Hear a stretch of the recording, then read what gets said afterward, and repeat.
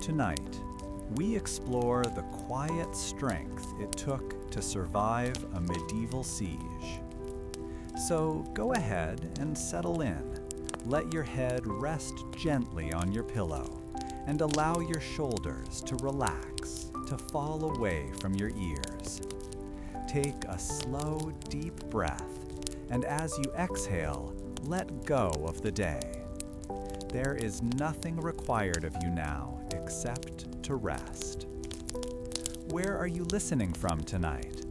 Is it late evening where you are? Or is it just the beginning of your own perfectly managed chaos on the other side of the world? If our stories bring you a little peace, a quiet tap on the subscribe button means we can travel together again. Now let your mind drift back through the centuries. Imagine the heavy thud of a great gate being barred shut. Outside, a conflict looms, but inside, a community carries on. We are here not for the sounds of battle, but for the steady hum of endurance. We find ourselves with a seasoned castellan, tracing lines on a map by flickering candlelight, and a master mason checking the integrity of a wall. We see a village elder carefully rationing supplies, knowing each decision holds the weight of their world. Their story is one of quiet resilience.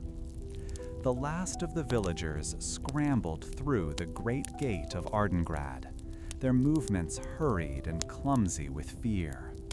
A cart, overloaded with bedding and copper pots, shed a wheel just inside the threshold, spilling its contents across the cobblestones with a jarring clang. No one stopped to help the red-faced farmer. They simply flowed around his misfortune like a river around a stone. The air was a mix of kicked-up dust that coated the tongue and the sharp, anxious smell of sweat from hundreds of bodies pressed too close together. From his small, sheltered alcove near the gatehouse, the scribe Finian tried to make a final count of the souls entering their stone sanctuary. He kept losing his place, his eyes drawn to a crying child clutching a wooden doll, or an old man whose breath came in ragged, painful gasps. His task felt both vital and impossible. From his vantage point on the highest parapet, Sir Calen watched the last of the refugees find their way inside. His jaw was a hard line beneath his trimmed beard as he turned his gaze outward, to the fields his family had protected for generations. Those fields were now disappearing beneath a tide of canvas and cook fires. The enemy army was not a disorganized rabble. It was a city rising from the earth, its tents laid out in unnervingly straight lines, its supply wagons forming defensive circles. He could see the methodical rhythm of their work, men digging trenches, others raising banners that snapped in the breeze, their colors a brazen insult against the familiar green of the valley.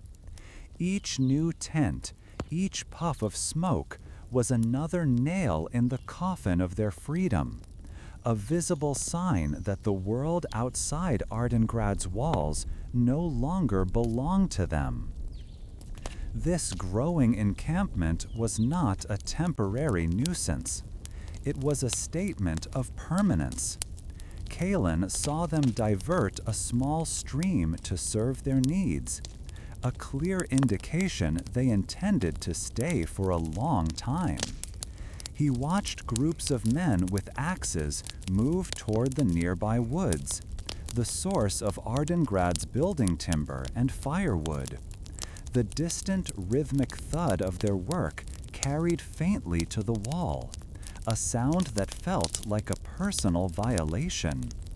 The castle, which had always felt like a commanding presence overlooking the valley, now felt like a small, lonely island in the center of a vast and hostile sea. Every instinct he had been trained to follow screamed at him to ride out, to disrupt them before they became rooted. But he knew his few hundred men would be swallowed whole by the thousands below.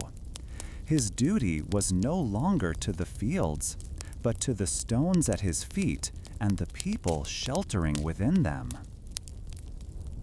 Down in the chaos of the lower bailey, Alara, the village elder, moved with a purpose that seemed to push the panic away from her. Her face, a map of wrinkles carved by countless seasons, was set in a look of calm determination. She ignored the weeping and the arguments, her voice cutting through the noise not with volume but with unshakable authority. "The grain sacks from Miller John's cart over by the stables," she directed two teenage boys, pointing with a steady hand. "And all the barrels of salted fish next to them. Move quickly, but do not run. Dropped food is wasted food." Her presence created a small pocket of order.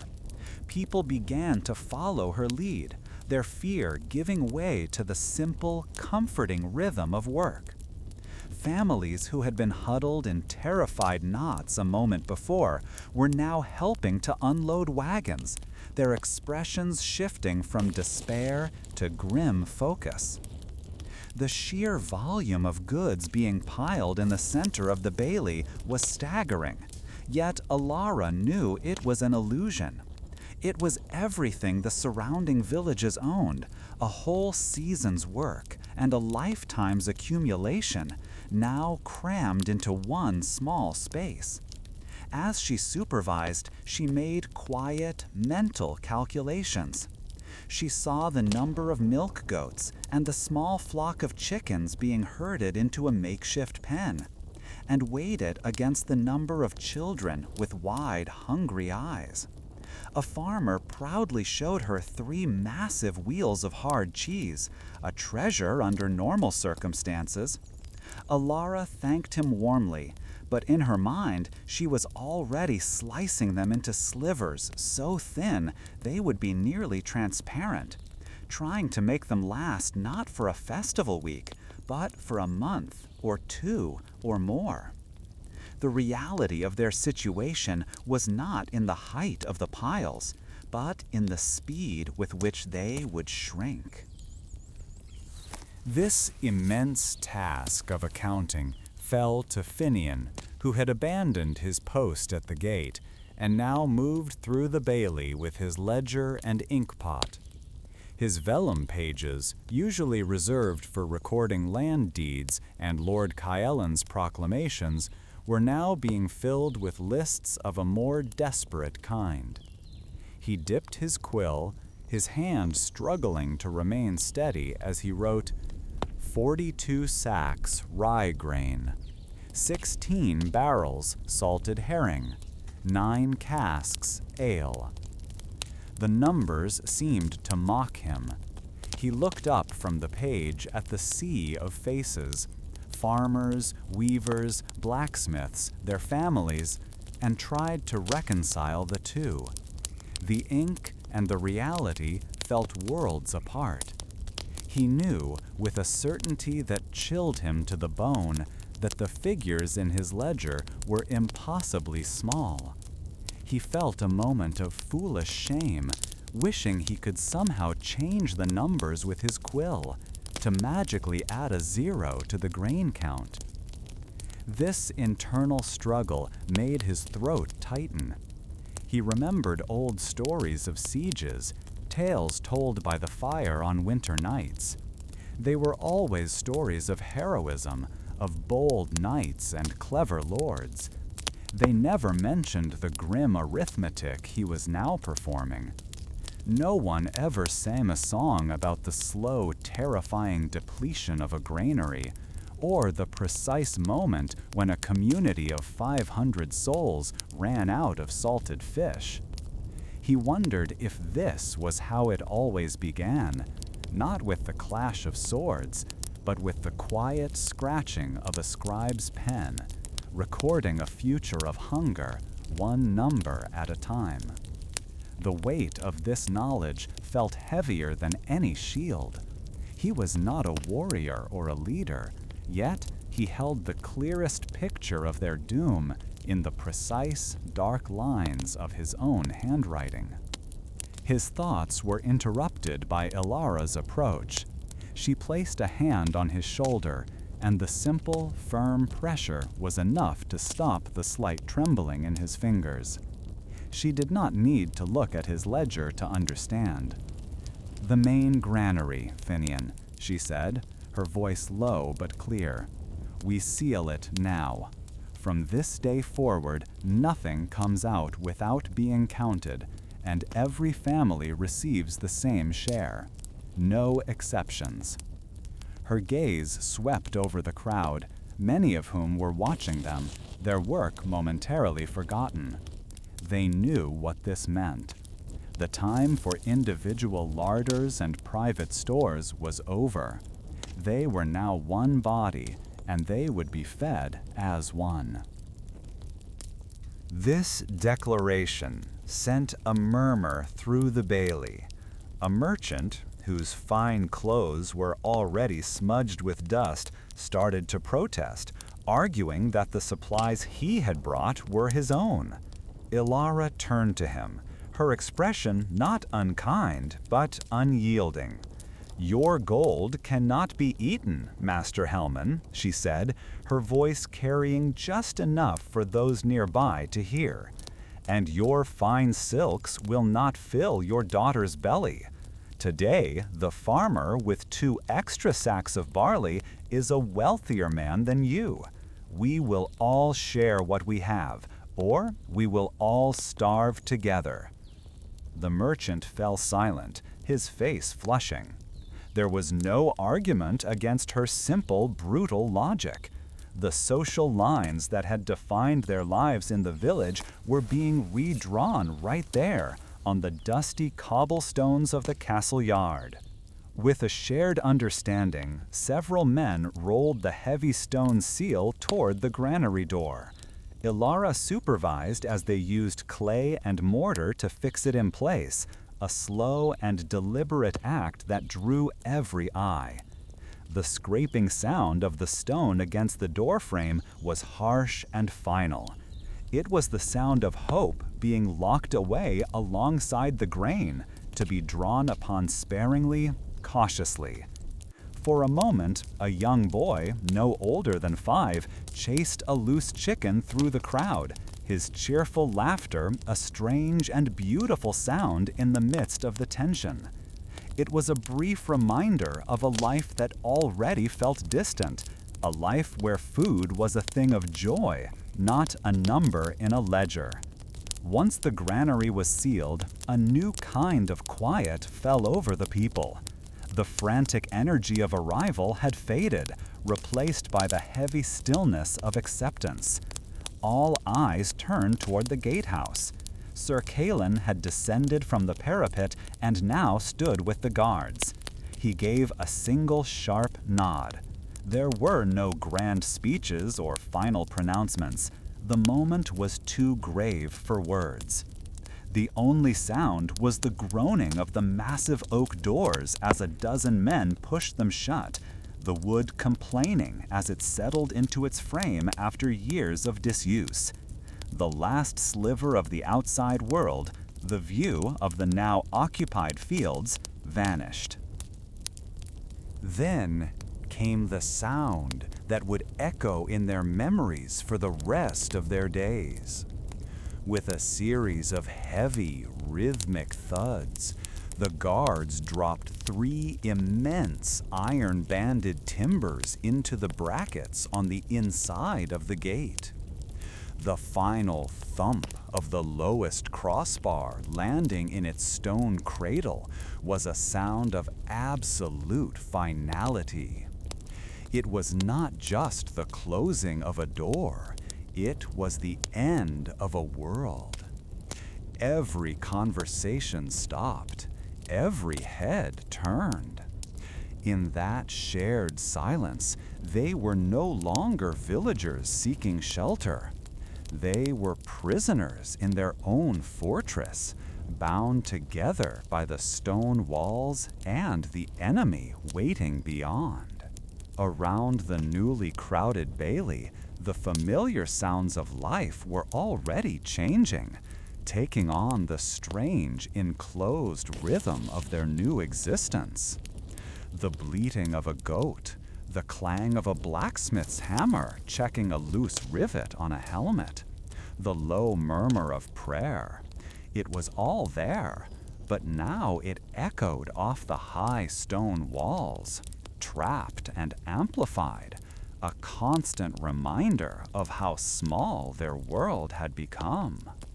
Around the newly crowded bailey, the familiar sounds of life were already changing, taking on the strange enclosed rhythm of their new existence.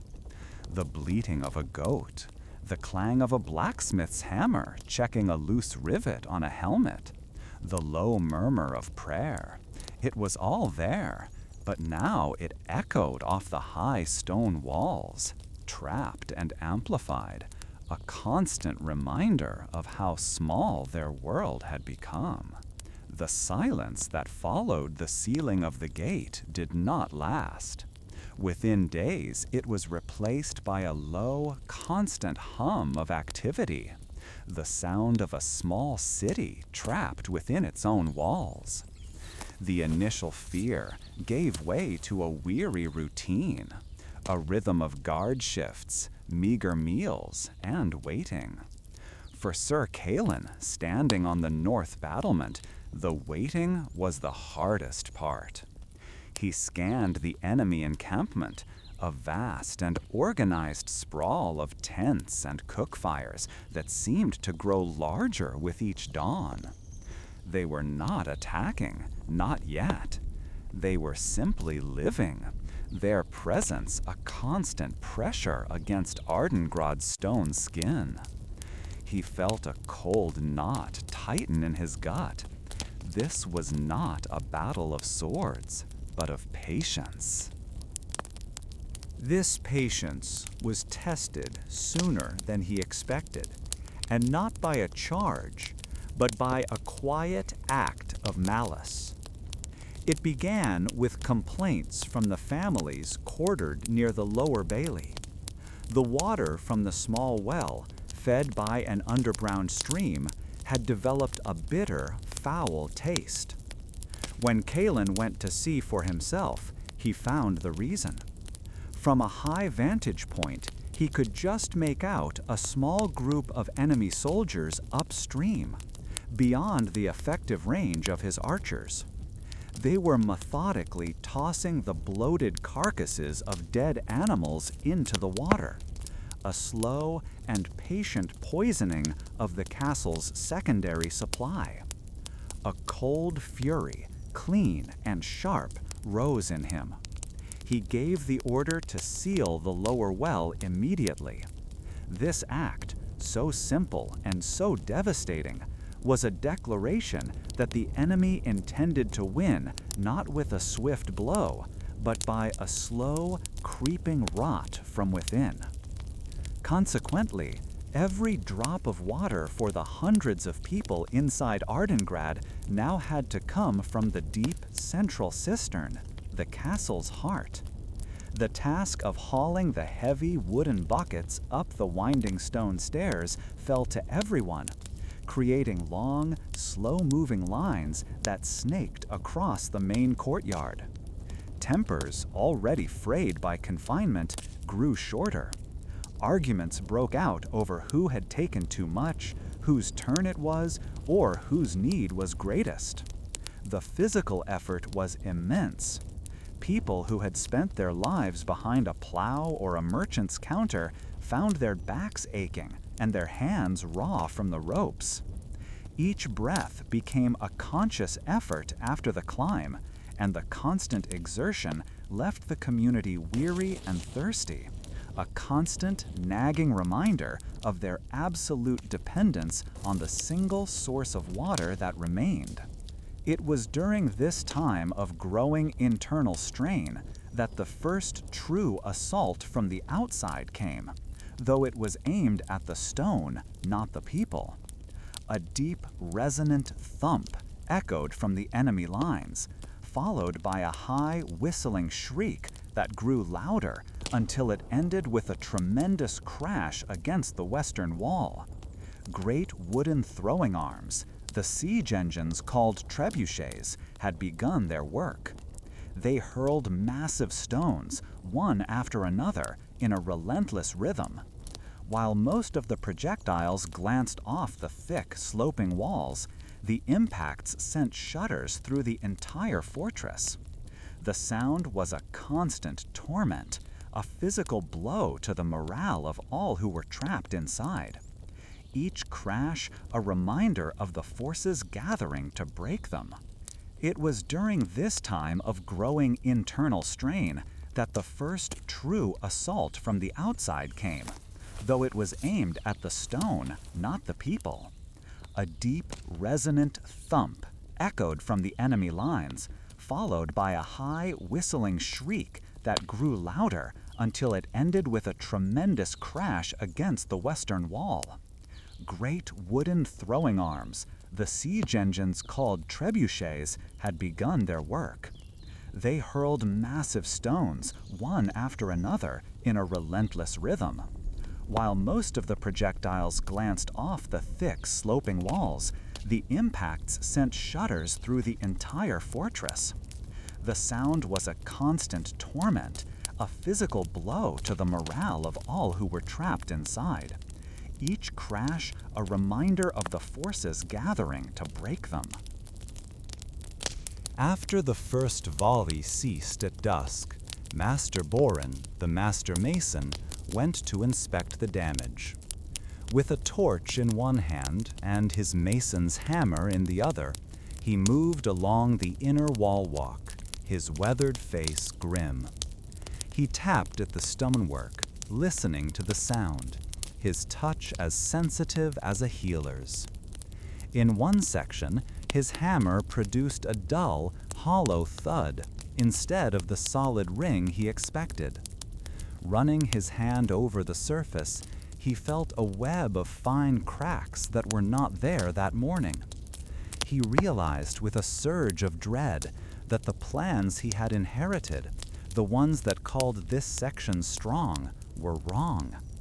The builders from a century before had used a weaker mortar mix, a shortcut hidden for generations, now revealed by the enemy's stones. The wall was not as strong as it appeared. He found Sir Calin in the great hall, overseeing the distribution of the evening's thin gruel. Without preamble, Boren laid his hammer on the table, with a loud crack. He explained his discovery, his voice low and urgent.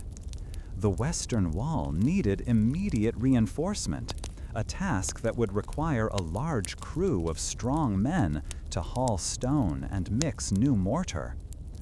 Calin listened, his face a mask of frustration. He shook his head, explaining that every able-bodied man was already assigned to guard duty on the walls, watching for a direct assault. Diverting them, he argued, would leave the castle vulnerable to a sudden attack by ladder or ram. The needs of the soldier clashed directly with the needs of the builder in the cramped, torchlit hall. Their discussion grew heated, their voices echoing in the suddenly quiet room. Boren insisted that guards on a crumbling wall were useless. The stones themselves were their primary defense. Calin countered that a strong wall with no one to defend it would fall just as easily. For the first time, the people saw a crack in the castle's leadership. The castellan, sworn to protect them with sword and shield, was at odds with the mason, sworn to protect them with stone and lime. It was a conflict between the immediate threat of an enemy charge and the slower, more insidious threat of structural failure. The men and women listening clutched their bowls, their own silent fears reflected in the faces of their leaders. Caelan, feeling the weight of every eye upon him, felt torn. The young knight from his war council would have argued for the guards, for the show of martial strength. But the memory of the poisoned well was fresh in his mind. The enemy was patient, clever. They would not charge a well-manned wall if they believed it would crumble on its own. He looked at Boren's calloused hands, hands that understood the castle's very bones in a way no soldier ever could. A choice made from pride would doom them all. He finally gave a sharp nod, a gesture of reluctant agreement. He would give Boren half the men he asked for, splitting the risk, hoping it was enough for both the walls and the watch. Master Boren did not argue further. He knew it was a compromise born of desperation, but it was a start. He gathered his new crew, a motley collection of guardsmen, farmers, and weavers who looked uncertainly at the piles of rubble and buckets of sand. He showed them how to mix the mortar, how to lever the heavy stones into place, his instruction patient but firm. The work was slow and punishing, adding another layer of exhaustion to their already strained bodies. They worked by torchlight long into the night, their movements casting long, dancing shadows against the very wall they were trying to save. Across the courtyard, the line at the cistern continued its slow, shuffling pace. A woman stumbled on the stairs, spilling half of her precious water onto the stones, where it vanished instantly. No one helped her. They only watched with hungry eyes, a silent testament to how quickly their community was being stripped down to its most basic needs. The spilled water was a greater tragedy than the cracks in the wall, for it was a loss they could all feel in their parched throats. The physical burden of survival was becoming heavier each day, pressing down on them as relentlessly as the enemy's siege engines. Finian, the scribe, tried to record these events, but found his hand shaking too much to write clearly. The quill felt foreign, a useless tool in a world that now revolved around the weight of a water bucket and the heft of a stone.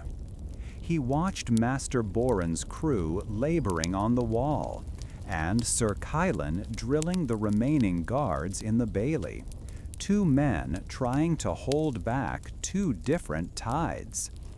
He wondered which would break first, the stone of the walls or the spirit of the people within them. Both seemed terribly fragile. As the work on the wall progressed, Boren discovered the problem was worse than he had feared. The shoddy construction ran deeper, a vein of weakness that would take weeks, not days, to properly mend. This knowledge he kept to himself, sharing it with no one. To spread such news now would be to poison their hope, just as the enemy had poisoned their water. He shouldered the burden alone, his face becoming as grim and unreadable as the stone he worked with. His quiet determination became a strange source of comfort for the people, who saw him working tirelessly, a silent guardian of their only protection. The constant thud of the trebuchets became the new sound of their lives, a grim heartbeat counting down their days. People no longer flinched at the sound, but its absence was even more unsettling, creating a tense silence where everyone waited for the next impact. The gritty dust of stone filled their mouths and lungs, a fine powder that settled over everything, a constant reminder of the slow destruction of their home. The grimy texture of the fine dust on every surface lingered as Sir Kylan considered the impossible choices he had made, and the even harder ones that were yet to come. Summary.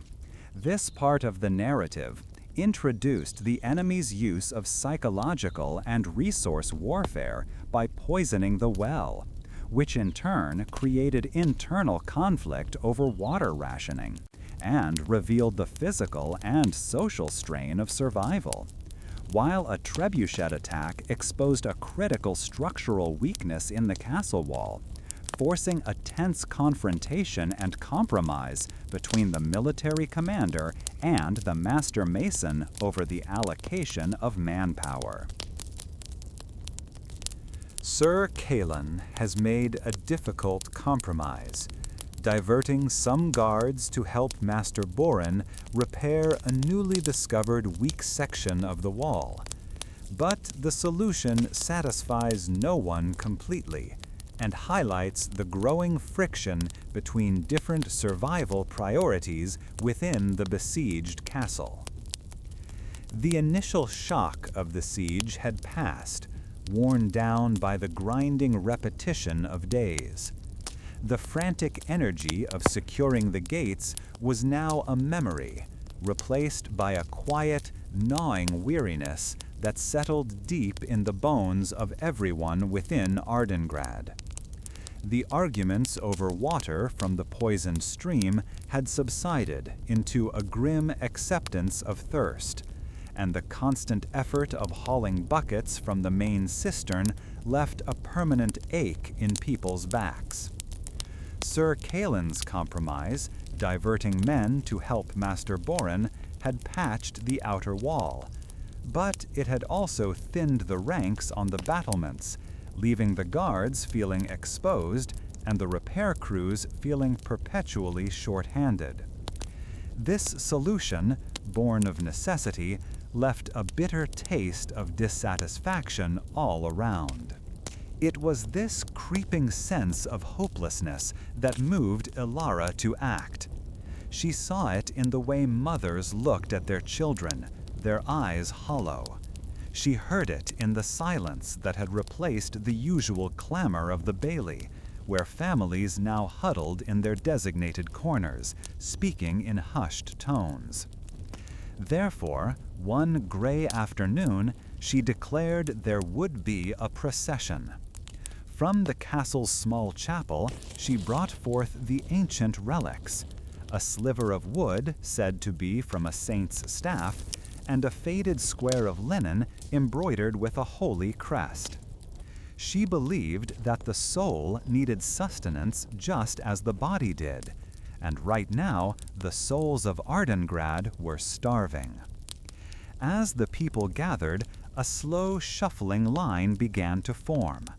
Finian watched from the doorway of the scriptorium, his quill resting beside a fresh sheet of vellum.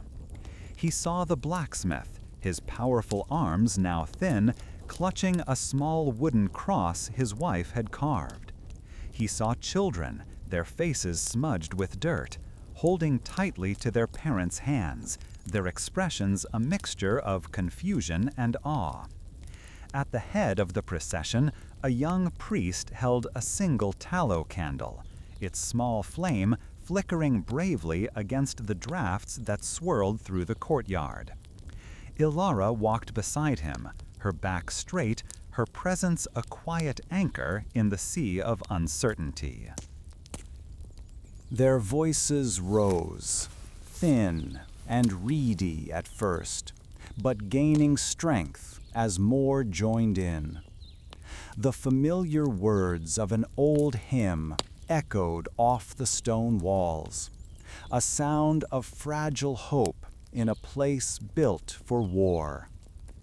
The chant was a thread connecting them to their ancestors, to a time before siege engines and poisoned wells. For a moment, watching the slow, solemn march, Finian felt a warmth spread through his chest.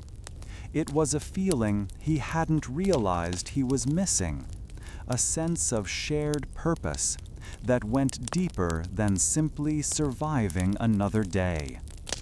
This ritual, he thought, was its own kind of fortification, a wall built of faith against the despair that lapped at their minds.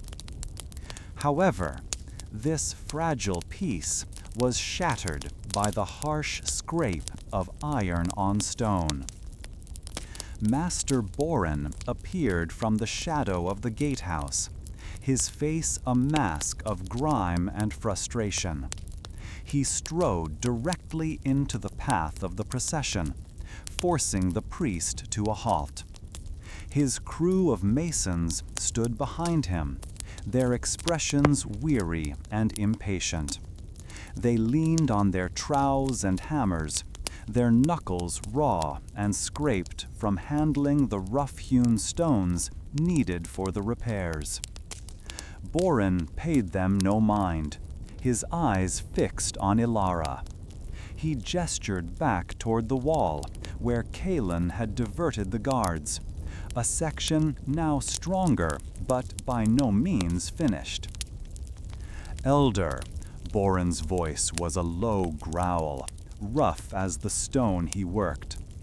"Another rock from their trebuchet struck the north tower not an hour ago.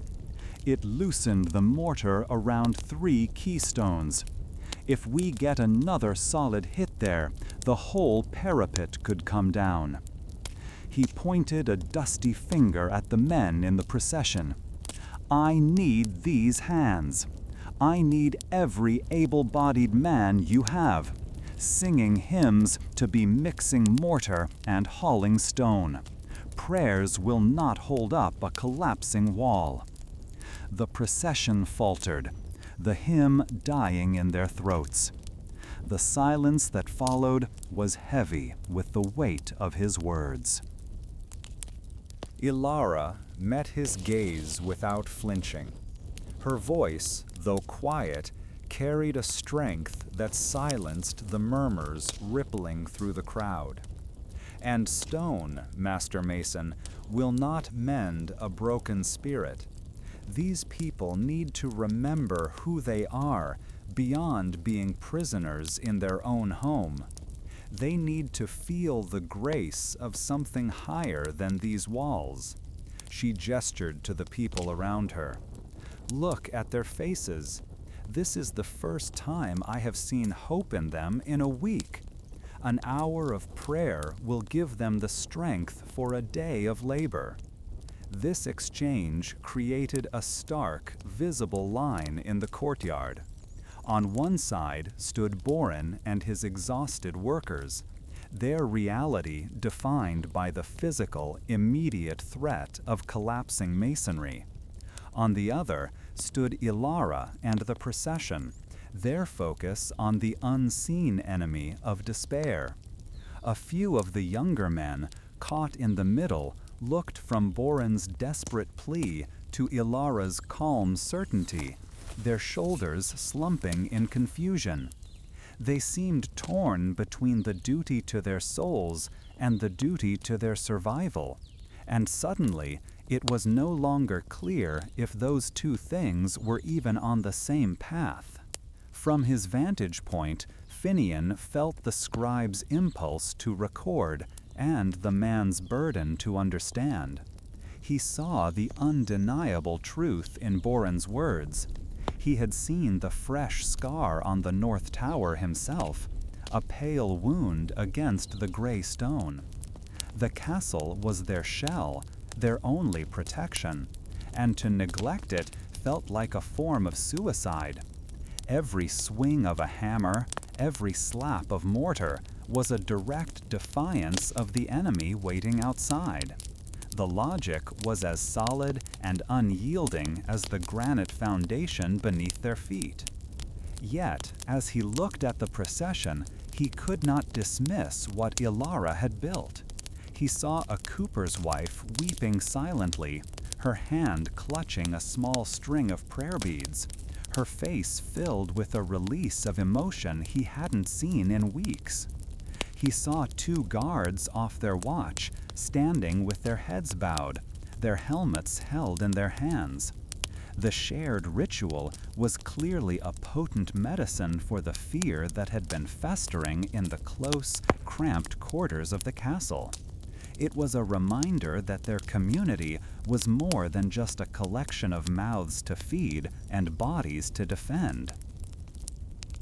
Finian picked up his quill, the tip hovering over the vellum. How could he capture this? He found himself caught between two warring truths.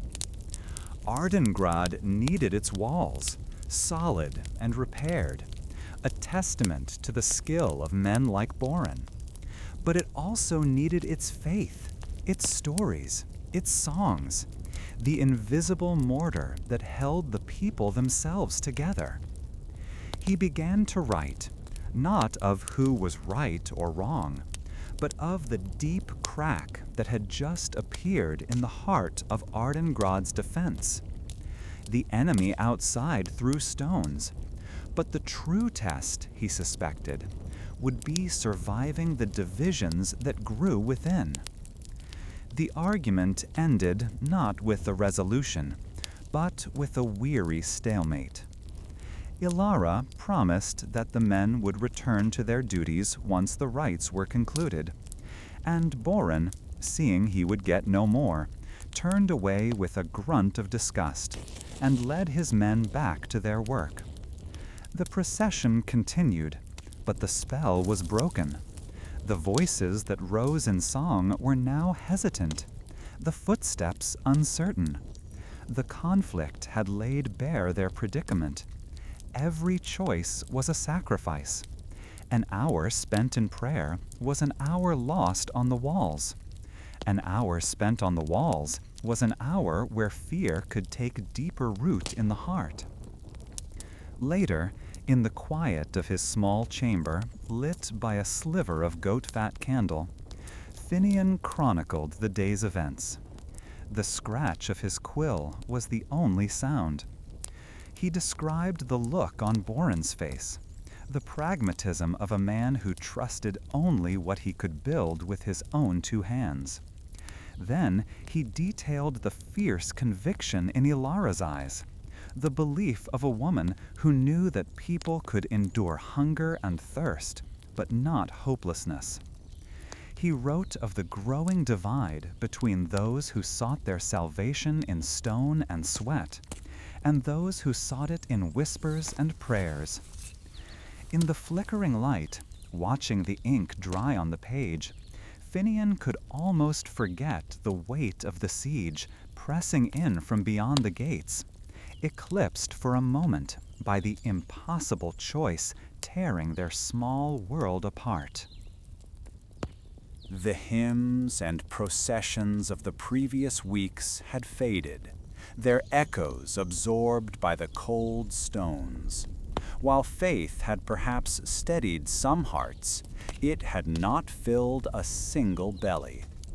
The passage of time was no longer marked by the sun or the changing of the guard, but by the hollow ache that grew deeper within each person. Conversations became shorter, movements more deliberate, as if each soul were carefully measuring out its dwindling reserves of energy.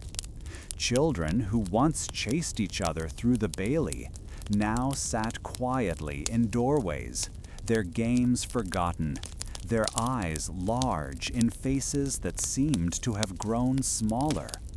The hunger was a silent companion, present in every shuffling step and every wistful glance towards the sealed granary doors. It was this profound quiet that troubled Ilara most. The absence of childish laughter was a more terrifying sound than any enemy war horn. One afternoon, she watched a young boy, no older than 7, try to climb a small stack of barrels, a feat he would have managed with ease a month ago. He reached halfway before his arms gave out, and he slid back to the dirt without a cry, simply sitting there, his breath coming in shallow pants. In that moment, Ilara felt a memory surface, as clear as a reflection in still water. Her own grandmother, her hands stained with earth, holding up a green, jagged leaf. The soil always provides for those who know how to ask, the old woman had said. Following this memory, Ilara sought out a dozen of the older children and their mothers, gathering them near the less tended northern wall of the inner bailey.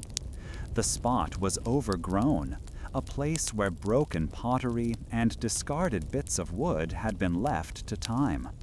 To most, it was just a patch of weeds and rubble. To Ilara, it was a larder waiting to be opened. She knelt, her old joints protesting, and gently pulled a plant with a crown of yellow flowers. "This is dandelion," she explained, her voice low and calm. "Its leaves are bitter, but they will chase the weakness from your limbs. The root, when dried and boiled, makes a drink that can soothe an empty stomach." She moved along the wall, her fingers brushing past thorns and stones with a familiar grace. Soon she pointed to a cluster of plants with heart-shaped leaves that seemed to bristle with an unseen defense. "And these are nettles," she announced. A girl reached out a curious hand and yelped, pulling it back sharply, with small red welts already rising on her skin. Instead of scolding, Ilara simply plucked a broad, flat leaf from a nearby dock plant. "Every sting has its balm close by," she said, showing the girl how to crush the leaf and rub its juices onto the rash. The lesson was immediate and powerful. She then demonstrated how the nettles, when handled carefully with a piece of cloth and plunged into boiling water, lost their sting completely, becoming a tender green fit for a pot. The small group became her apprentices in a craft more ancient than stonemasonry or swordplay. They learned to identify the star-shaped flowers of chickweed, a plant so delicate it seemed impossible it could offer any nourishment. They gathered the leaves, washing them in precious water drawn from the cistern, their movements becoming more confident as Ilara's knowledge flowed into them. They built a small fire, and soon a thin, green-smelling steam rose from an iron pot. The resulting pottage was watery and tasted of earth and bitterness, a stark contrast to the memory of savory bread and salted meat. Yet, as the children spooned the warm liquid into their mouths, it was more than just food. It was a small, defiant miracle plucked from the forgotten corners of their world. This act of foraging, however, created a new, unseen line within the castle walls. Some of the merchant families who had managed to secure small private caches of dried fruit or grain before the gates closed watched the weed gatherers with a mixture of pity and disdain. They saw it not as resourceful, but as a descent into the life of peasants. One merchant's wife, her own children kept carefully within her small commandeered room, was heard muttering that she would rather starve than feed her family grass from the gutter. Her husband, a man whose wealth could have bought half the village outside, now found his silver coins were just cold, useless metal. His authority, once absolute, was meaningless. Sir Crackling, observing from the battlements, saw the change not in whispers, but in actions. He noticed that Master Boren, the mason, had started trading his knowledge of structural repair for extra portions of whatever the foragers brought in. A blacksmith who could mend a cooking pot was now more valuable than a moneylender. The old order, built on land and coin, was beginning to crumble, replaced by a new one founded on the simple, brutal question of what a person could do. Could they fight? Could they build? Could they heal? Could they find food where others saw only dirt and weeds? Finian the scribe tried to capture this shift in his chronicle. His hand moved slowly across the page, not just from hunger, but from the weight of what he was recording. He wrote of the dwindling sacks of flour, but he also wrote of Ilara's lessons. He described the texture of a boiled nettle leaf and the look on a child's face after their first nourishing meal in a week. He found himself wondering if true wealth was ever stored in chests or granaries, or if it was something held in the mind, a memory of a grandmother's lesson, a piece of old wisdom that could bloom into life when all else had turned to dust. The children, once listless, now had a purpose.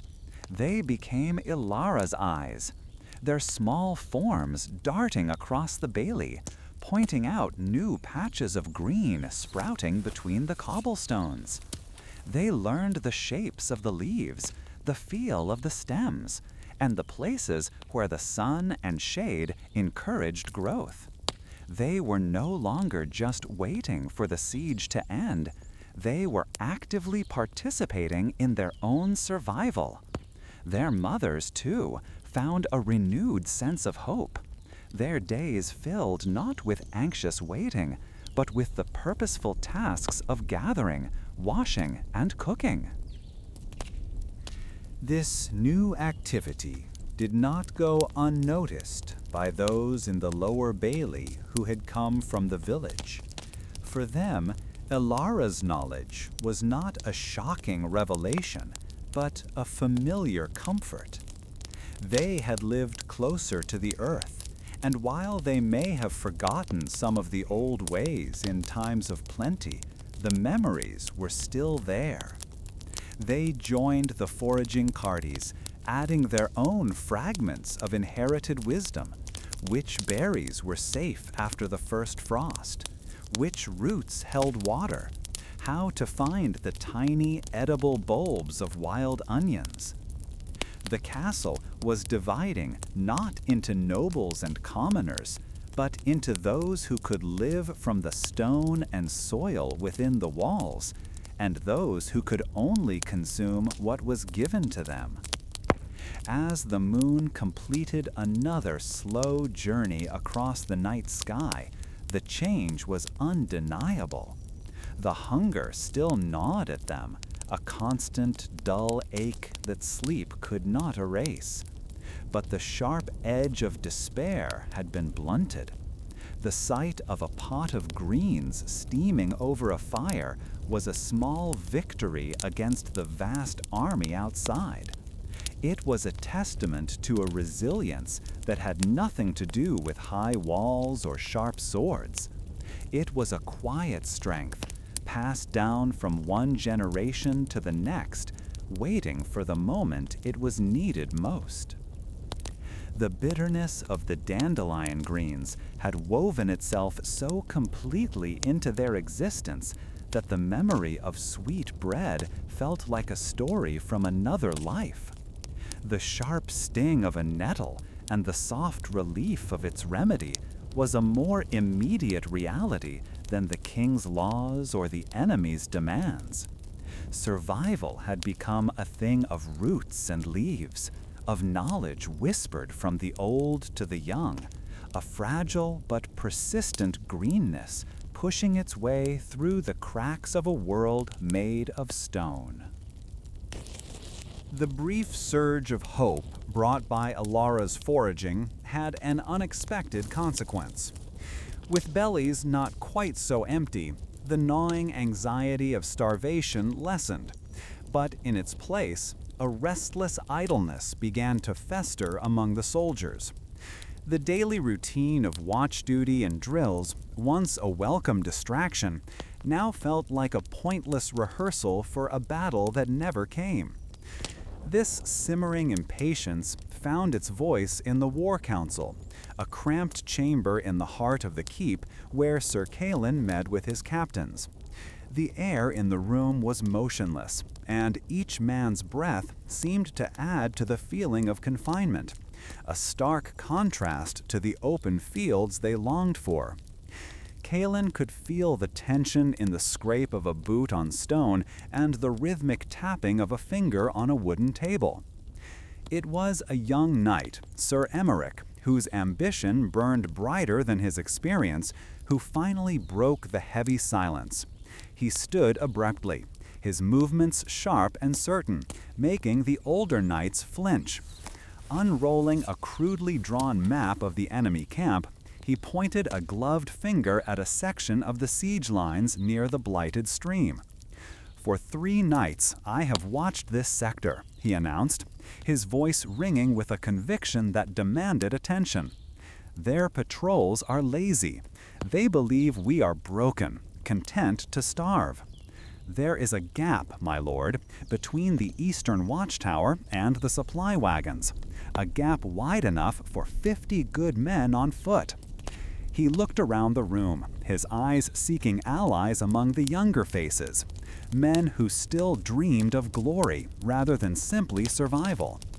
His proposal was for a sortie, a fast and brutal raid under the cloak of the new moon. The word itself seemed to send a jolt of energy through the room. Emeric spoke of burning their trebuchets, the great wooden throwing arms that still flung stones at their walls, and of seizing supplies to sow chaos and fear. "Let them know the wolf of Ardengrad still has teeth," he declared, his fist hitting the table.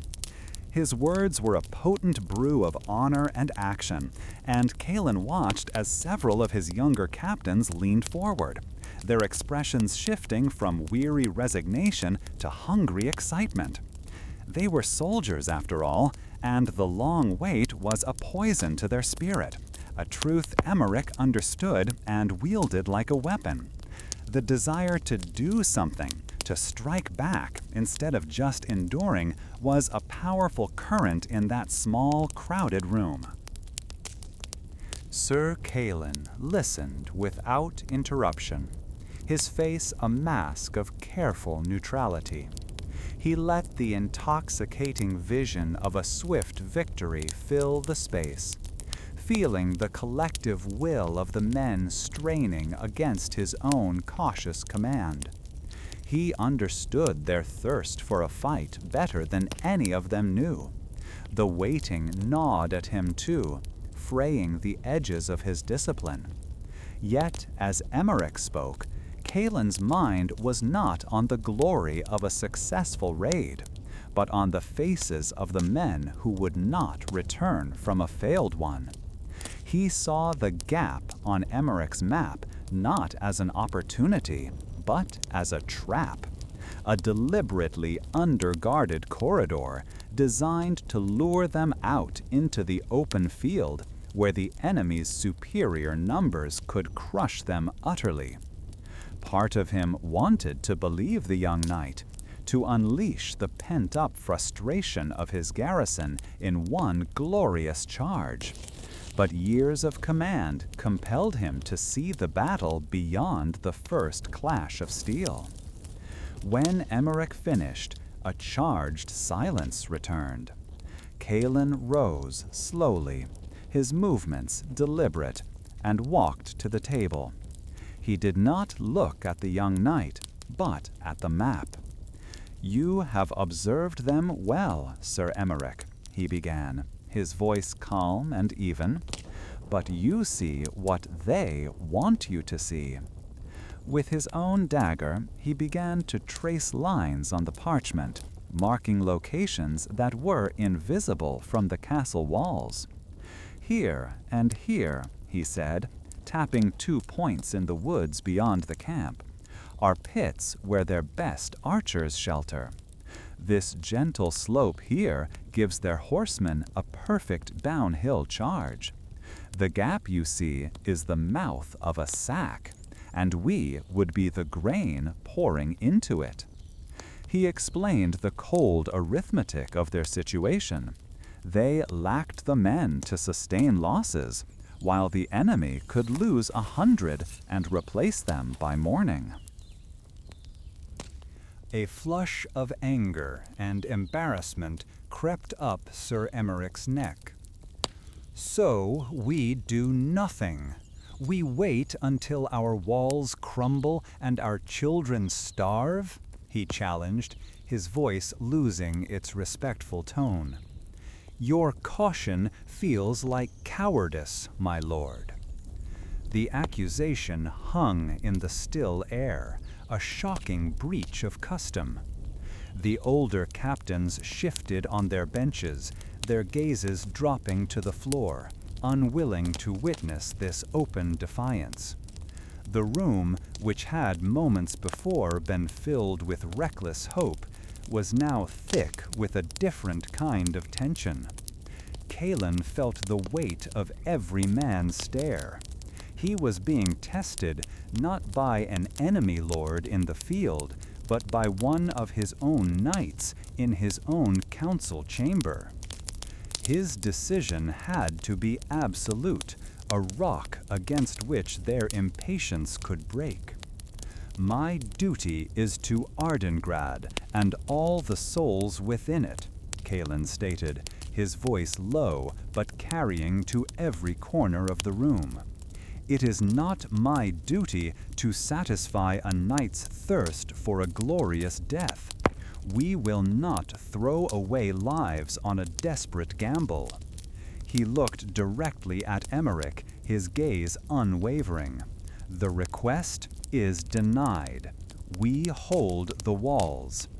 There was no room for argument. It was not a debate. It was a command. The authority he held was not just in his title, but in the certainty of his judgment, even if it was a lonely and unpopular one. The council ended without another word. The men filed out, a sullen and disappointed procession. Sir Emmerich and his supporters refused to meet Calen's eyes, their silence a testament to the new rift that had formed within their ranks. The bond of shared purpose, already strained by hunger and fear, now showed a deep crack. Calen knew that the whispers would begin almost immediately, spreading from the knights to the men-at-arms in the barracks and courtyards. The accusation of cowardice, once spoken aloud, could not be easily unsaid. He had preserved the lives of his soldiers for another day, but he may have lost their unquestioning trust in the process. Later, as Finian carried a ledger of dwindling arrow counts to the armory, he heard the talk himself. The scribe tried to make himself small, to blend in with the shadows of the barracks, but the soldiers' voices were careless and loud. "He's grown old," one grumbled, sharpening a blade with angry strokes.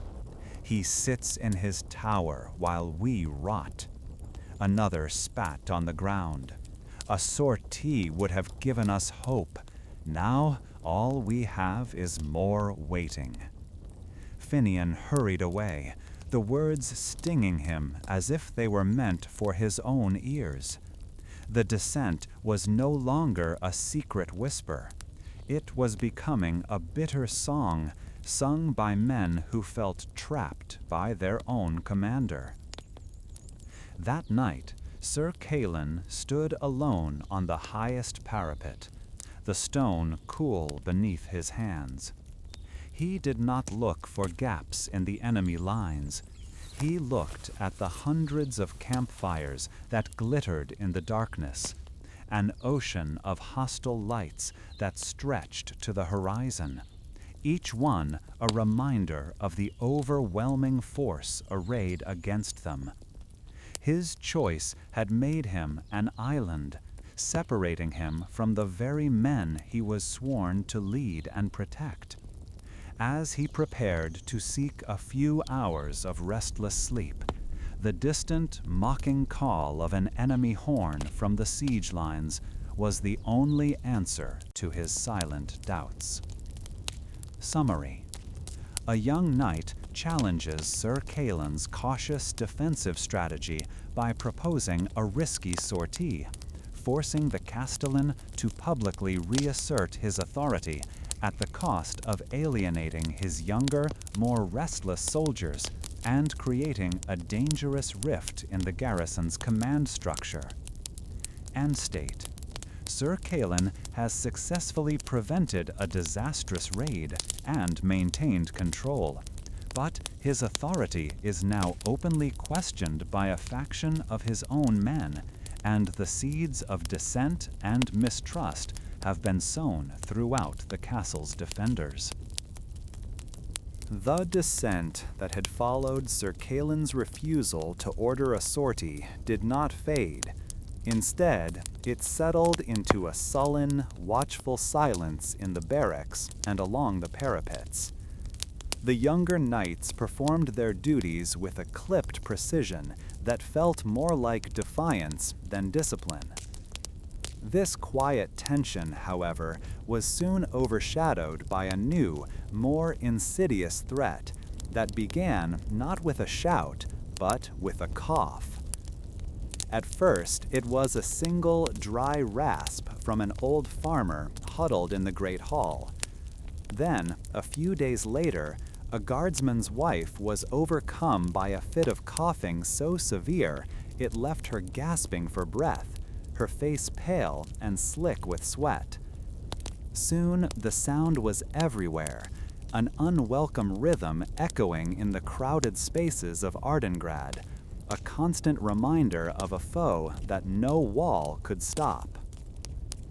The castle's healer, an aging woman named Sister Agnes, whose knowledge was in herbs and prayers, moved tirelessly through the throngs of people. Her stores of willow bark for fevers and horehound for troubled lungs dwindled with alarming speed. She brewed endless pots of pungent, bitter teas, the steam briefly masking the sour scent of sickness that was beginning to cling to the tapestries and wooden beams. People began to blame the ailment on all manner of things: the stagnant water, the meager rations of salted fish, or even a divine displeasure with their plight. Each labored breath in the close confines of the castle felt like a struggle, and a weariness settled over the people that had nothing to do with hunger and everything to do with the simple, exhausting effort of staying alive in the cramped, shared air. This unseen enemy's progress was most visible in the Great Hall, which had transformed from a place of refuge into a cavern of misery. Families lay on straw pallets packed so tightly together that one person's cough would startle the person sleeping beside them. Master Boren, the mason, walked through the hall on his way to inspect a buttress, his boots sticking to the damp floor. He saw the listless eyes of children and the strained faces of their parents, and his practical mind saw not just suffering, but a catastrophic failure of logistics. The very design meant to shelter these people was now concentrating the sickness, turning their sanctuary into a trap. He felt a grim certainty settle in his gut. The stone and mortar he so carefully maintained were being defeated by something he could not see. Following this realization, Boren sought out Sir Calin, finding him in the small chamber that served as his war room. 2 of the castellan's senior knights stood with him, their faces grim. The mason did not wait for an invitation to speak. "The threat is no longer the army outside, Sir Calin," he began, his voice rough and direct. "It is in the great hall. It is in the barracks. We are walling in a plague." One of the knights scoffed, but Calin silenced him with a raised hand, his gaze fixed on Boren. "What are you proposing, Master Mason?" he asked, his voice low and tired. Boren unrolled a spare piece of parchment on the table, a crudely drawn map of the castle's lower levels. "We need to separate the sick from the healthy, immediately. The cellars and the unused storerooms beneath the kitchens, we knock through the dividing walls. We create a new space, an infirmary, below ground." The senior knights erupted in protest. "Deliberately damage the castle's foundations while we are under siege?" one exclaimed, his voice incredulous. "It's madness! Those walls provide structural support. To weaken them is to invite collapse." The other knight nodded in fierce agreement. "We would be doing the enemy's work for them. A single well-placed stone from a trebuchet could bring the whole section down." They argued that defense meant preserving the castle's integrity above all else, that the sickness, while unfortunate, was a trial to be endured, not a reason to commit what they saw as an act of architectural self-destruction. Their arguments were rooted in the traditional rules of warfare, where the fortress was absolute and its people were secondary to its strength. Sir Calin listened to their horrified objections, his face an unreadable mask. He remembered the last council, the accusations of cowardice from the younger men for his caution. Now his older, more traditional advisors were counseling another form of inaction, one that prioritized stone over flesh and blood. He looked from their rigid postures to Boren's determined, dust-covered face. The mason's argument was radical, terrifying even. Yet it was the only proposal that addressed the enemy that was already killing his people. The knights saw defense as holding a line against an external force. Boren, however, had redefined the battlefield. He insisted the true war was now against the sickness spreading within their own community. Calin found himself torn between the proven wisdom of fortification and the desperate logic of survival. To side with his knights was to maintain the chain of command, to uphold the time-honored principles of holding a castle. It was the safe, expected choice for a military commander. But to side with the mason was to take a profound risk, an admission that the old rules no longer applied, and that their greatest threat was no longer an army with banners and siege engines. He traced the lines on Boren's crude map, imagining the sound of hammers breaking down the very structure he was sworn to protect. It felt like a betrayal of his post, yet the sound of coughing from the courtyard below was a far more persuasive argument than any his knights could offer. After a long, heavy silence, he finally looked up, his decision made. "Master Boren," he said, his voice firm, "gather your tools and the strongest men you can find.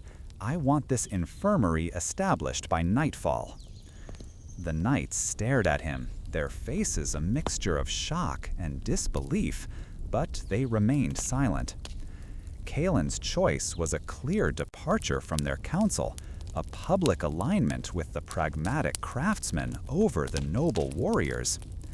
Consequently, as Boren gave a short, sharp nod and left the room, Calin felt the silent disapproval of his men settle around him like a shroud.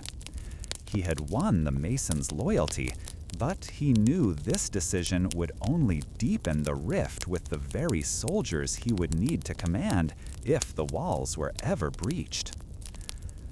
The work began within the hour. The sound of sledgehammers striking stone echoed up from the cellars, a strange and unsettling rhythm that was not the thud of enemy bombardment, but the sound of their own deliberate demolition. Men who had been trained to build and repair now found themselves tasked with breaking. They worked with a grim purpose, their movements fueled by the hope that this destruction might lead to preservation. Dust, thick and chalky, filled the narrow corridors, making the already strained breathing of the workers even more difficult. They covered their mouths and noses with damp rags, their eyes stinging as they tore down walls that had stood for 100 years. Ilara and Sister Agnes directed the next phase of the operation. As soon as an opening was large enough, they began moving the sickest individuals from the Great Hall. The process was slow and somber. Families were separated, with healthy parents watching their ailing children being carried down into the newly created space below. The new infirmary was dark and damp, lit only by sputtering torches that cast long dancing shadows on the rough-hewn stone. Yet, for the first time in weeks, there was space between the pallets. The air, though cool and earthy, was a relief from the dense, shared atmosphere of the hall above. It was a desperate measure, born of a desperate time. By the time the last of the sick had been moved, a profound quiet had fallen over the great hall. The remaining families sat in the newly emptied spaces, the silence itself feeling strange and loud. Finian, the scribe, sat by a single candle, his quill scratching across the parchment. He documented the number of sick, the amount of stone removed, and the radical decision made by the Castellan. He wondered, as he wrote, if they were creating a sanctuary or a tomb beneath their feet.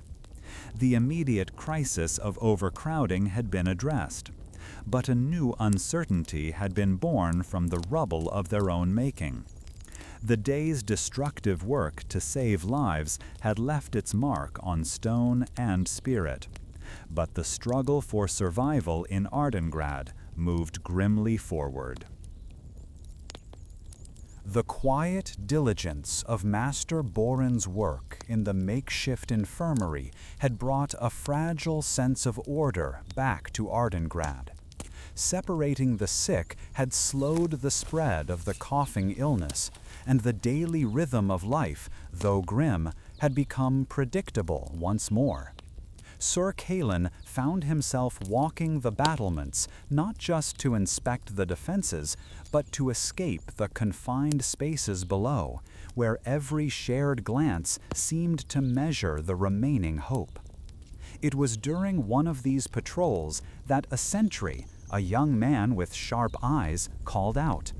He pointed not to a new siege engine or a massing of troops, but to a single arrow quivering in the turf of the outer ward, an area rarely reached by enemy volleys. This was no ordinary shaft.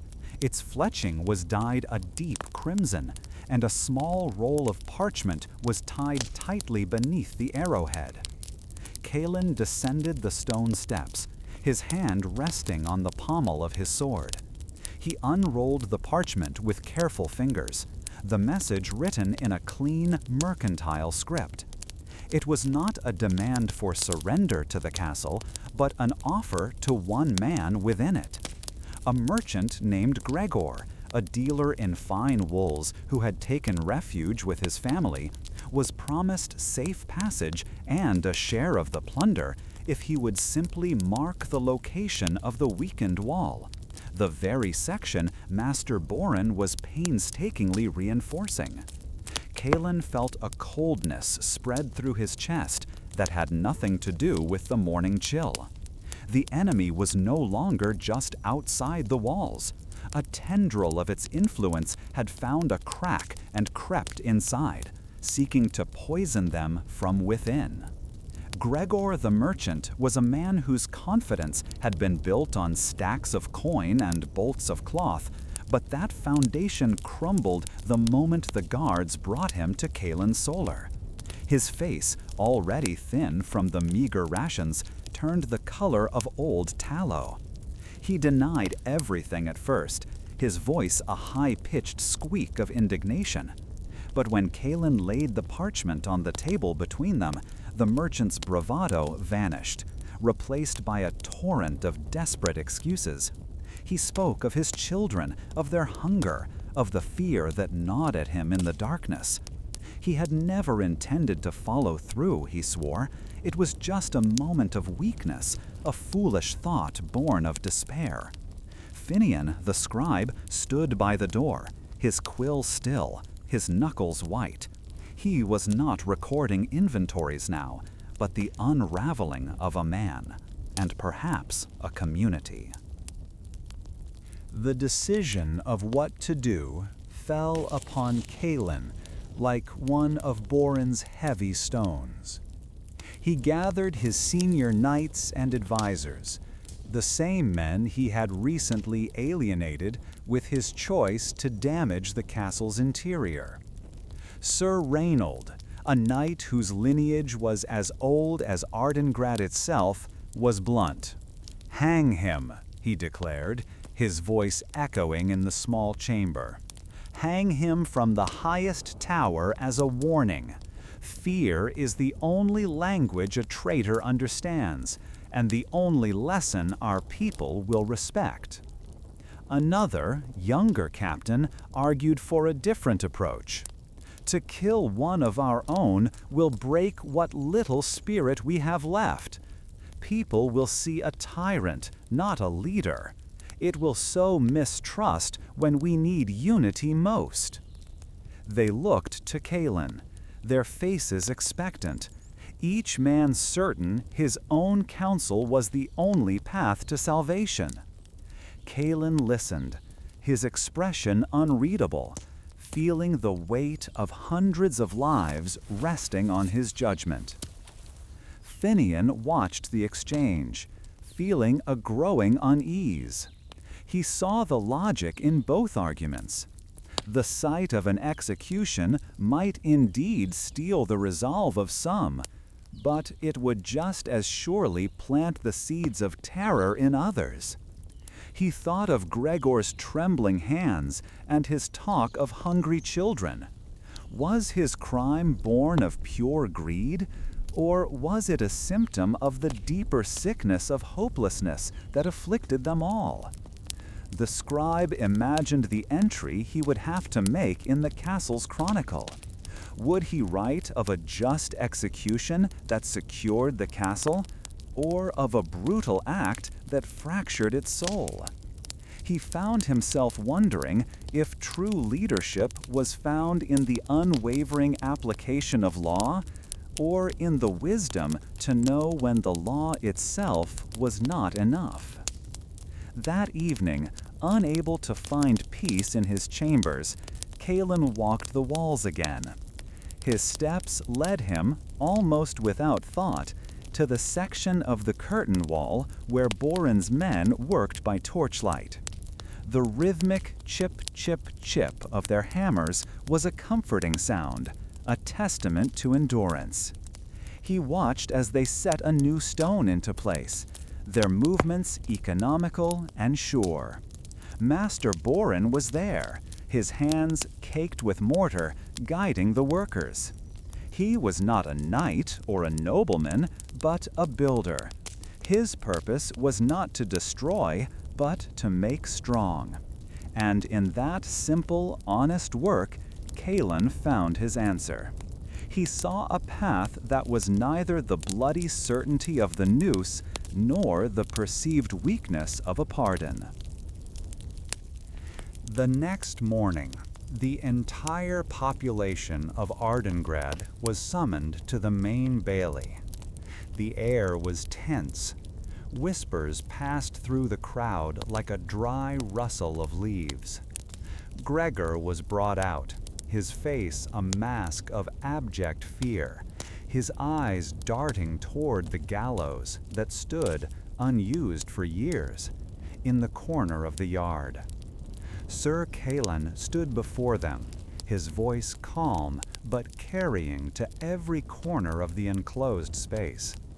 He held up the treacherous message for all to see, explaining the offer it contained.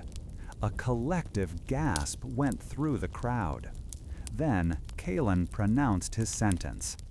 Gregor was not to be hanged. Instead, he was stripped of his fine merchant's tunic and given the rough-spun clothes of a laborer. His sentence was to work on the very wall he had offered to betray, under the direct command of Master Boren, until the siege was broken or he was not able to lift another stone. The reaction was one of stunned silence, followed by a low murmur of confusion and dawning understanding.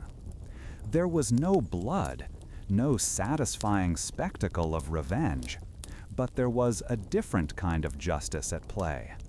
Gregor, the merchant who had tried to sell their safety for his own, was now bound to it with his own sweat and toil. He would carry the stones and mix the mortar that would protect the very children he claimed to be saving. He was being forced not to die for his community, but to live for it.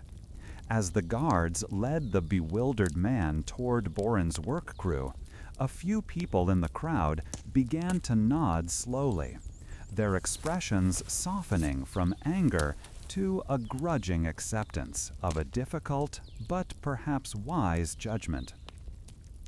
Later, in the quiet of his small alcove, Finian dipped his quill into the inkpot.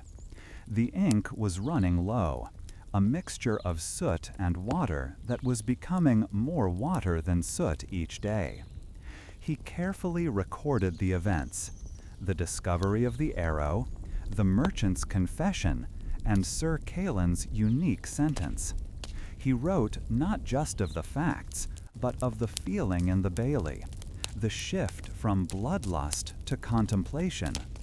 He wondered if this single act would be enough to mend the fraying bonds of their fellowship, or if it simply papered over a crack that would one day split wide open. With the last of the evening light fading from his parchment, the scribe found a strange comfort in the simple, steady scratching of his quill, a familiar pattern in a world that had lost all of its own. The first sign was not a cloud, but a change in the wind. For weeks, the breeze had been a dry, gritty thing that offered no relief, merely moving the dust from one part of Ardengrad to another. It chapped lips and made every throat feel raspy. But this wind, curling over the high battlements, carried a dampness, a smell of wet earth from miles away. Ilara, her hands deep in a basket of wilted greens, paused her work. She lifted her head, her nostrils flaring slightly, testing the promise of it. Others in the bailey noticed it too. Conversations faltered. A blacksmith's hammer, which had been ringing with a monotonous rhythm, fell silent. Every face turned upward toward the pale, unchanging sky. Then came the sound, a low rumble that was felt in the stones before it was properly heard. It was not the jarring crash of a trebuchet stone hitting the walls, a sound that had become sickeningly familiar.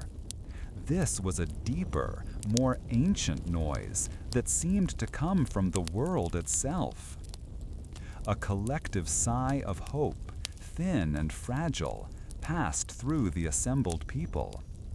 Children, who had been listlessly tracing patterns in the dirt, stood up and pointed.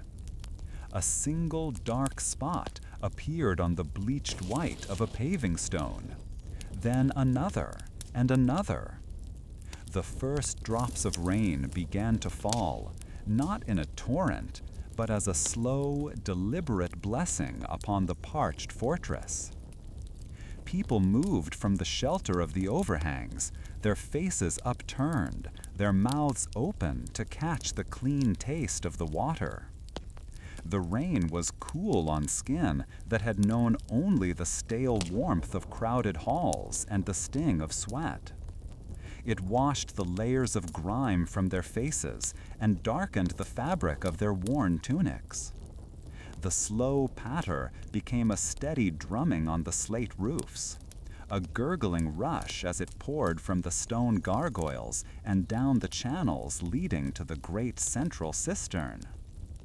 The sound of the reservoir filling was the sweetest music anyone had heard in months, a promise that the enemy's poisoning of the stream would not be their end. For a long while, no one spoke.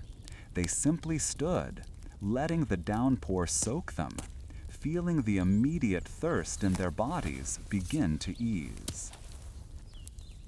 This sudden abundance of water shifted something inside Elara.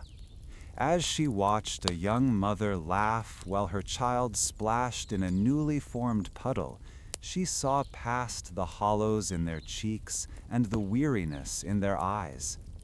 The rain had washed the stones, but it could not wash away the despair that had settled deep in their bones. The sickness had passed its peak, thanks to Master Boren's infirmary, but it had left a shadow. The failed betrayal had sown mistrust. Sir Kaelin's grim resolve held the walls, but it did little to mend the frayed spirits within them. She knew, with a certainty that settled deep within her, that a filled cistern was not enough. The people's hope was a vessel that was nearly empty, and it needed to be refilled just as desperately. That evening, as the last of the rain tapered off, leaving the world clean and dripping, Elara sought out the captain of the guard. He was a practical man, not given to sentiment, and he listened with a stony face as she made her request. She spoke not of celebration, but of necessity. The men on the walls were sharp-eyed, she agreed, but their shoulders slumped with more than the weight of their mail. The women in the kitchens stretched the rations with a grim efficiency, but they no longer hummed the old tunes. She asked for a single barrel of the ale reserved for the fighting men. Not to make them drunk, she explained, but to give them a taste of something other than boiled weeds and gritty bread, to remind them of a life before the siege lines were drawn. The captain was hesitant, his hand resting on the ledger where every barrel was accounted for. Every resource was a weapon in this fight, and ale was a luxury they could not afford. Yet, as he looked past Elara toward the huddled families in the great hall, he saw the truth in her words. He saw the listless quiet that was more dangerous than any panic. He finally gave a short, sharp nod, authorizing the release of one small cask. He believed it was a foolish waste, and his expression showed it, but he also deferred to the elder's quiet wisdom. Perhaps there were different kinds of defenses, and she understood one that he did not. Building on this small victory, Elara went to her own stores. Tucked away in a small, dry cellar beneath the kitchens was a stone crock sealed with beeswax. Inside was the last of the honey from the village hives, gathered the previous autumn.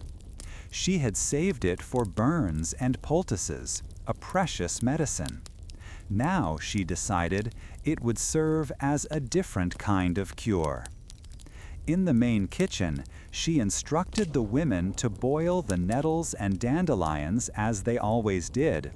But this time, as the bitter green liquid cooled, she had them stir in generous spoonfuls of the dark, fragrant honey. The aroma that rose from the pots was unfamiliar and wonderful, a sweetness that cut through the usual smell of damp stone and wood smoke. As dusk settled over the fortress, a fire was lit in the center of the bailey. It was a small, contained blaze, not large enough to draw the attention of the enemy camp, but its light pushed back the deep shadows. A man who had once been a Fletcher produced a worn fiddle from his meager belongings, and after a moment of tuning, he began to play a simple, slow melody. The music, thin and reedy in the open space, felt impossibly loud in the quiet of the siege. People emerged from the halls, drawn by the light and the sound. They were handed a cup of the precious ale and a bowl of the sweetened greens. It was a meager feast, but it felt like a banquet. For a few hours, the people of Ardengrad were not refugees or soldiers. They were a community again. They sat on crates and blankets, sipping the ale, the unfamiliar warmth spreading through their limbs. The honey took the harsh, bitter edge off the weeds, making them taste like a delicacy. Neighbors who had argued over a bucket of water now shared a quiet word. An old man began to tell a story, his voice creaky but clear in the firelight, and the children listened with wide eyes, forgetting for a moment the cramped quarters and the constant gnawing hunger in their bellies. The fiddle music wove through it all, a thread of simple joy stitching their fractured spirits back together. Sir Callan watched from the shadows of a doorway, his arms crossed. His mind, ever the soldier, calculated the cost of this display. The ale that could have given courage in an assault, the firewood that could have been saved for a colder night. Every instinct told him this was a dangerous indulgence. Yet he could not deny the change in the air. The heavy quiet was gone, replaced by a low hum of conversation and the sound of a child's laugh. He saw his men mingling with the villagers, their faces relaxed for the first time in months. He did not approve, but he did not intervene. He recognized that Ilara was fighting a different kind of battle, one he did not know how to win. Finian the scribe sat near the fire, his record book untouched on his lap. He watched Ilara moving among the people, offering a kind word here, a gentle touch there. He saw the profound effect of her simple act. She had not created more food or more water. She had created hope, a resource far more scarce. He understood then that a siege was not just a contest of stone walls against wooden engines, or of stored grain against an army's patience. It was a test of the human spirit. Could you hold on to your own humanity when the world was trying to strip it away? This moment of shared warmth was an act of defiance as powerful as any arrow fired from the battlements. As the fire burned down to glowing embers and the people began to drift away, their movements slower and more peaceful than they had been that morning, Ilara felt the weight of her choice settle upon her. She stood by the dying fire, listening to the drip of water from the eaves. Had she been a fool? Had she spent a vital medicine and a soldier's comfort on a single evening's happiness? The hunger would be just as sharp tomorrow, the enemy just as close. The moral arithmetic of her decision was impossible. Part of her, the practical part that had survived famines and hard winters, insisted she had made a terrible mistake. But another part of her, the part that watched a young knight share his cup of ale with an elderly weaver, knew otherwise. That small act of fellowship, that brief rekindling of their shared life, was not a luxury. It was the very fuel they needed to endure. They were not just bodies to be fed and watered.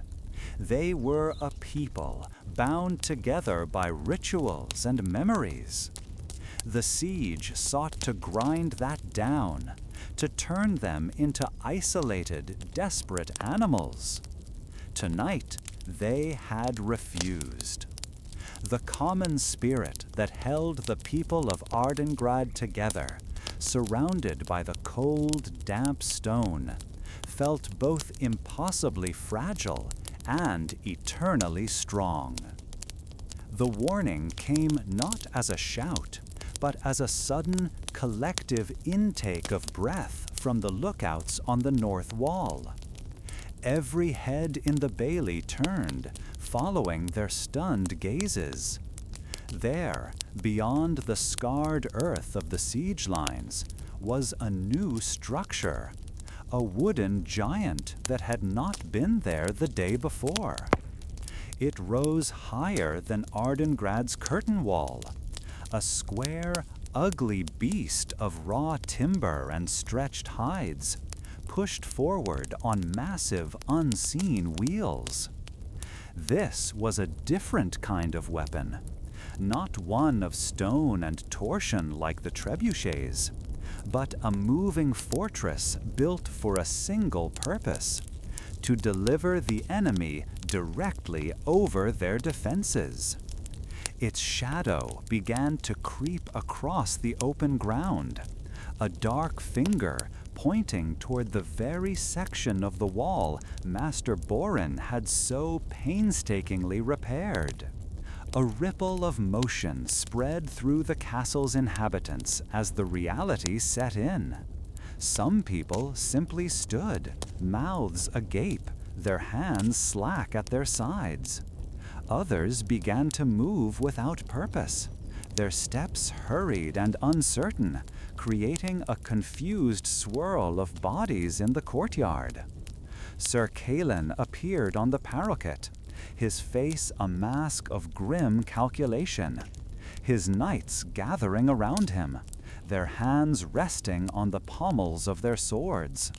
Their training had prepared them for scaling ladders and battering rams. But this slow-moving monster defied the simple mathematics of sword and shield. For the first time, the soldiers, the castle's designated protectors, looked as lost as the villagers they were meant to defend. It was Master Borin who broke the spell. He emerged from the armory, wiping grease from his hands with a rag, and looked up at the tower not with fear, but with the critical eye of a rival builder. He spat on the ground, a gesture of profound disrespect for the craftsmanship of the enemy's engine. He wasted no time conferring with the knights on the wall. Instead, he walked to the center of the bailey, clapped his calloused hands together, and yelled in a voice that was more gravel than air. He did not offer words of comfort or hope. He gave instructions. His tone suggested this moment was not a surprise, but an eventuality for which he had long been preparing. From hidden corners and under tarps, his preparations were revealed. The plan was not one of elegant engineering, but of desperate, clever reuse. He pointed to a pile of heavy oak doors, unhinged from storerooms. He gestured toward a stack of broken cartwheels and axles. He even nodded toward the sturdy trestle tables from the great hall. The people looked from the materials to Boren, their expressions slowly changing from fear to a dawning, fragile understanding. They were not to fight the tower from the wall. They were to build a new wall inside the old one, a maze of choke points and barricades to trap anyone who might pour over the top. The work began with a frantic energy. Sir Calin, seeing the sense in it, sent his men-at-arms down not to fight, but to labor alongside the villagers. Social rank dissolved in the face of shared purpose. A merchant, his fine tunic already stained with sweat, found himself working beside a tanner, their grunts harmonizing as they lifted a solid wooden bed frame into place. Finian the scribe, his ink-stained fingers clumsy at first, soon found a rhythm hauling splintered planks. He saw a young woman he recognized from the kitchens, directing two older men on how to best wedge a section of fencing into a gap, her voice clear and certain. A grim joke passed between two men struggling with a heavy wardrobe. One grumbled that his wife would be furious they were using her best piece of furniture, to which the other replied, she should be grateful it would have a more honorable end than being chopped up for firewood. While one group constructed the physical barriers, another was tasked with a stranger and more unsettling preparation. Under Ilara's watchful eye, several women worked around a bubbling cauldron set over a low fire. The last of the castle's pigs had been slaughtered weeks ago, but their rendered fat had been saved in barrels. Now it was being heated, sending a thick, clinging smell across the bailey. Master Boren had designed a simple wooden channel, a crude gutter that could be maneuvered to the edge of the wall. The idea was simple and visceral: to make the enemy's approach ramp an impassable, greasy slide. The task was grim, a final use for the last vestiges of their livestock, turning sustenance into a weapon. As the sun reached its midpoint, a low, groaning sound began to drift from the enemy camp. The great siege tower had started to move. The sound was a physical presence, a deep vibration that seemed to travel through the very stones of the castle. From the battlements, the defenders watched the slow, unstoppable advance.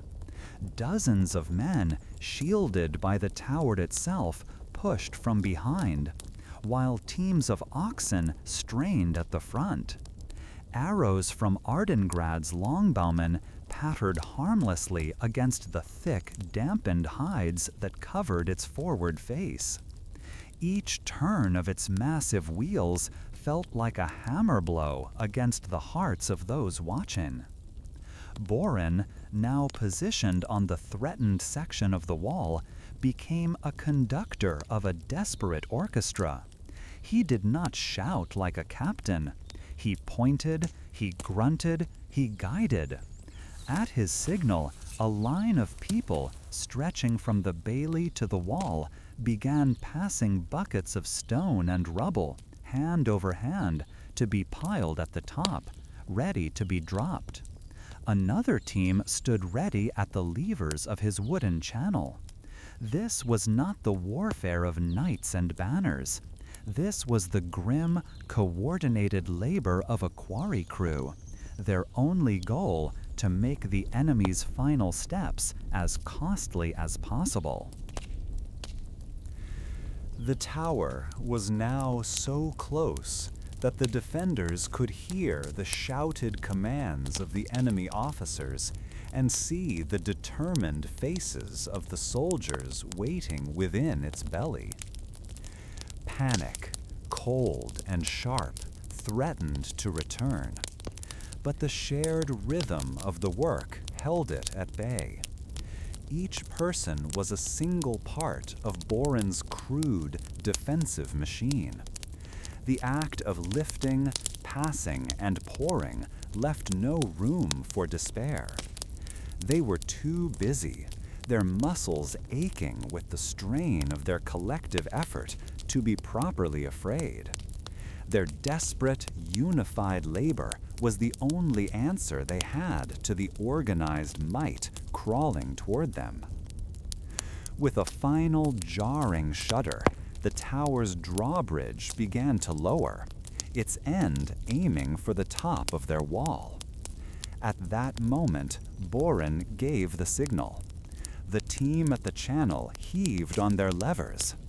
A dark, smoking liquid spilled from the wooden gutter and onto the descending ramp. The hot pig fat spread quickly, coating the wood in a slick, treacherous sheen. The first enemy soldiers to charge across slipped and fell, their cries of surprise turning into shrieks as they slid from the ramp to the ground far below. Their charge dissolved into a confused, flailing mess. This small, greasy victory bought them precious minutes. The enemy soldiers, seeing the fate of their comrades, hesitated. They began throwing dirt and cloth onto the ramp to create traction, but the process was slow and exposed them to the rocks and arrows now raining down from the wall. The fight for the wall became a frantic contest of innovation against brute force. The people of Ardengrad, armed with little more than a mason's strange idea and their own aching arms, were holding the line not with steel, but with sweat and burning fat. As the light began to fade, the assault faltered. The tower remained pressed against the wall, a constant, menacing presence. But the enemy, having lost the element of surprise and many men, pulled back to regroup. A wave of exhausted relief washed over the defenders. They had not won, but they had not lost. They had survived the day. Master Boren, his face streaked with soot and grime, leaned against the stone he had laid months before, running a hand over its surface as if to reassure an old friend. In the deepening twilight, the weary mason carried the weight of the day's strange victory back into the heart of the castle he refused to let fall. The faint gray light of dawn did little to cut through the gloom, serving only to reveal the true scale of the monster that had reached their home. The great siege tower stood against the outer wall, a dark wooden cliff that blocked out the rising sun. Its drawbridge, a heavy wooden tongue, slammed down onto the parapet with a sound like splintering thunder. And for a heart-stopping moment, there was only silence. Then a roar erupted from the belly of the beast, and the first of the enemy soldiers charged across the bridge, their axes and swords hungry for a wall they had failed to break with stone and fire. The final test for Ardengrad had begun, not with a distant volley, but with the rasp of steel on steel. Sir Kalen stood near the breach, his helmet hiding the grim set of his jaw.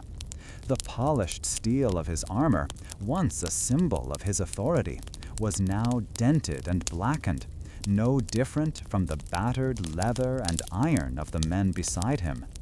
He no longer issued complex orders. There was no time. Instead, he moved as part of the desperate line of defenders, his shield taking the force of a blow that would have felled a lesser man. The shock of the impact traveled up his arm, a painful reminder of his own mortality. He shoved the attacker back with his shield's edge and thrust with his sword, a brutal, efficient motion born of necessity. Around him, the fight was a chaotic mess of bodies, a desperate dance where every step could be the last. Nearby, where the press of men was thickest, Master Boren swung his stonemason's hammer. It was a heavy, balanced tool he had used to shape the very stones of Ardengrad, and now he used it to defend them. He did not fight with the practiced grace of a knight, but with the brute force of a man who understood weight and impact. Each swing was a calculated, powerful arc that could shatter a shield or break a helm. He stood over a fallen defender, his feet planted wide, a living extension of the wall he had spent a lifetime maintaining. For Boren, this was not a battle for a lord or a kingdom. It was a furious, personal defense of his life's work against those who would tear it down. Behind the chaotic front line, a different kind of battle was being waged. Ilara moved through the wounded with a grim purpose, her face a mask of concentration. The gentle hands that had once taught children to find edible weeds now worked to bind terrible wounds, using strips of linen torn from bedsheets. She ignored the screams and the clash of weapons, focusing only on the man in front of her, pressing a pad of moss and herbs against a bleeding gash on his side. She directed a group of women, their faces pale but their movements steady, to carry buckets of water and bring more bandages. They were a small island of order in a sea of chaos, their quiet work just as vital as the sword strokes on the wall. They fought not with steel, but with a stubborn refusal to let their people be extinguished. Even Finian, the scribe, was swept up in the desperate struggle. His ink-stained fingers, accustomed to the delicate grip of a quill, were wrapped awkwardly around the rough wood of a discarded spear. His chronicle lay forgotten in his small room, its pages blank for the first time in months. He had been carrying stones to the defenders when a soldier fell beside him, and without thinking, he had picked up the fallen man's weapon.